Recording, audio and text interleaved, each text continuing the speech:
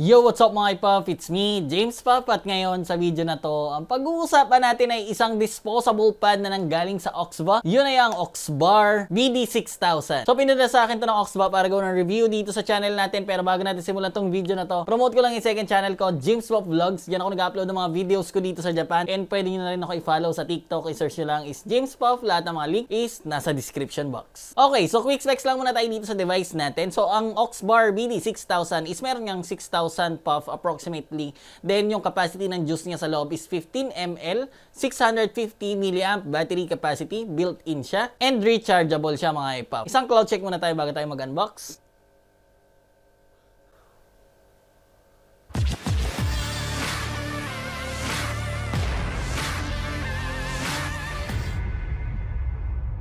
Alright, so ito na nga yung box ng ating Oxbar BD6000. So sa may harap ng box natin mga iPuff, makikita natin yung picture ng device natin at kung anong color niya sa loob. So syempre sa taas meron tayong mga brandings dyan. Then ang Oxbar BD6000 is merong 10 kinds of flavors at meron pa silang upcoming.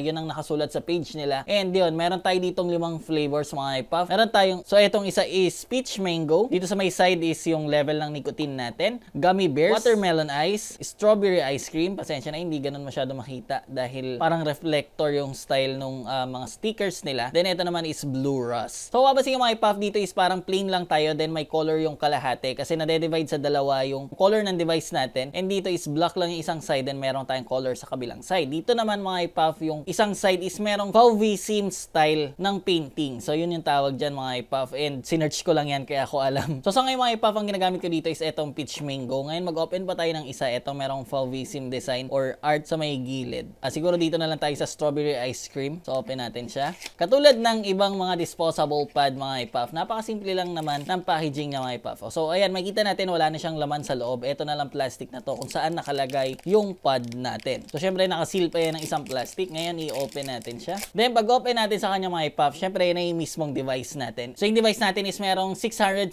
mAh battery capacity, built-in siya. Pagdating naman sa capacity ng puff natin na sa pangalan na natin, which is 6,000 approximately, and yung juice na capacity or yung nakalagay dun sa loob ng device natin is 15 ml. So dito sa may side na ito mga iPuff, makikita natin meron tayong nakasulat dito na Oxbar, then yung flavor niya. So gustong gusto ko yung ganitong style mga iPuff na ayan, kapag nagsa-side lang tayo, dun lang natin siya mas nakikita, hindi masyado pansinin yung branding natin and yung mga nakasulat sa device. So pagka ganyan mga iPuff, napakalinis tingnan para sa akin. And dito sa kabilang side is yung meron nga tayong VAV-SIM art, ayan. Pero nandun siya sa may loob mga iPuff, kaya talagang hindi natin magagalaw or matatanggal yung design sa loob. So okay din yon dahil meron pa tayong cover dyan. Dito sa kabilang side is plain lang tayo, ayan. Dito naman sa bandang ilalim mga iPuff, meron tayong makikita dyang mga stickers kapag bago yung device natin. So tanggalin lang natin yan, dalawa siya. Yan yung humaharang doon sa air hole natin. So dito sa bandang baba yung air hole natin, meron tayong mga battery vent holes dyan. Then yung USB port natin kung saan siya mag-charge. So 6,000 puff nga siya mga iPuff, and 650 lang yung battery capacity niya. Kaya kahit disposable siya, i-charge pa rin natin siya once na malobat siya and hanggang maubos natin yung 15 ml or yung 6,000 puff niya. So Type-C yung charging port natin mga iPuff. Dito naman sa bandang taas, ayan, makikita natin parang meron lang tayong line dito. Then meron pa tayong rubber dito sa mismong mouthpiece natin. So tatanggalin lang natin yan and ready na siya gamitin mga iPuff. Mesh coil lang nandun natin sa loob na merong resistance na 1.2 ohm. Then yung device nga pala natin mga iPuff is made of aluminum alloy and PCTG plastic. So half-half siya mga iPuff. And pagdating sa mouthpiece natin,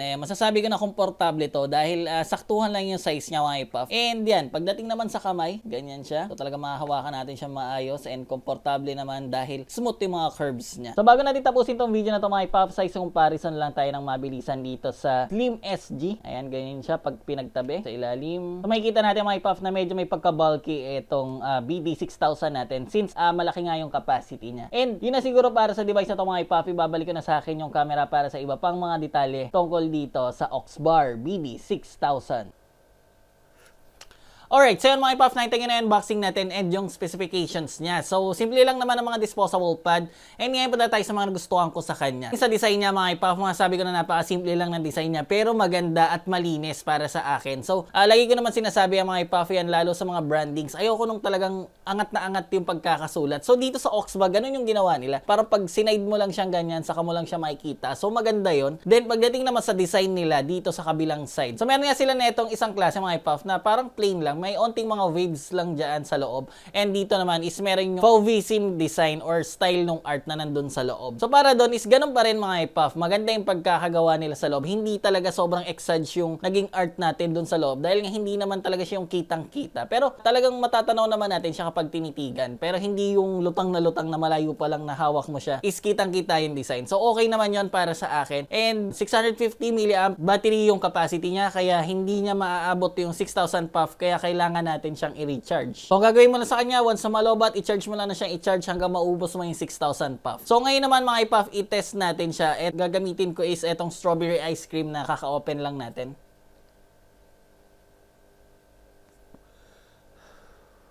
Then yung pala mga iPuff, meron siyang LED light sa may ilalim. Nakalimutan ko yata sabihin kanina sa unboxing natin.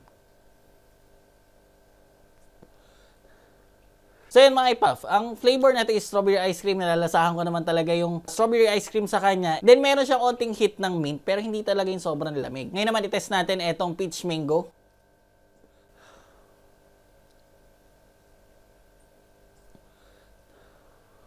Okay, so pagdating sa lasa nila mga iPuff, itong mga pads ng Oxba is talaga masasabi ko na lalasahan ko ng maayos yung juice natin. Pagdating sa throat heat, hindi mo siya ganun ramdam sa lalamunan, pero sobrang solid, parang hihingaling ka na saktong-sakto para sa akin kasi 5% yung nicotine niya. So satisfied ako sa kanya and ramdam na ramdam ko na bawat puff ko sa kanya is sobrang solid. So wala na tayong airflow adjustment dito sa pad natin mga iPuff, pero para sa akin, saktong-sakto lang yung pagiging MTL niya. Hindi siya sobrang sikip, hindi siya sobrang luwag. Masasabi ko na talagang solid yung bawat puff ko sa kanya. Kumbaga yung wala tayong extra hangin. Kumbaga talagang solid na vapor yung natitake ko sa kanya. And yung flavor, syempre, is purong-puro. So yun yung ginagawa ko palagi sa ibang mga pads or mga atomizer. Ang ginagawa ko is nililitan ko yung air hole niya hanggang sa makuha ko yung saktong-sakto na solid talaga yung puff na makukuha ko sa kanya. Yung wala masyadong hangin. And yun yung nakuha ko dito sa Oxbar BD6000. So kaya masasabi ko na saktong-sakto lang sa akin. Yung airflow niya, pati yung power na binibigay niya dun sa coil natin. Kasi satisfied ako sa bawat puff sa kanya. Yun, overall mga iPuff, kung naghahanap ka ng bagong disposable pad, lalo na gawa ng Oxba, is palagay ko magugustuhan mo to. Marami siya lang pagpipilian ng flavors. Meron sa ngayon is meron silang 10 flavors at meron pa mga upcoming flavors. Kaya abangan nyo yan and i-check nyo yan sa mga shop na malapit sa inyo. So, yun na siguro para sa video na to mga iPuff. Maraming salamat sa panonood. Kita-kits ulit tayo sa susunod na video.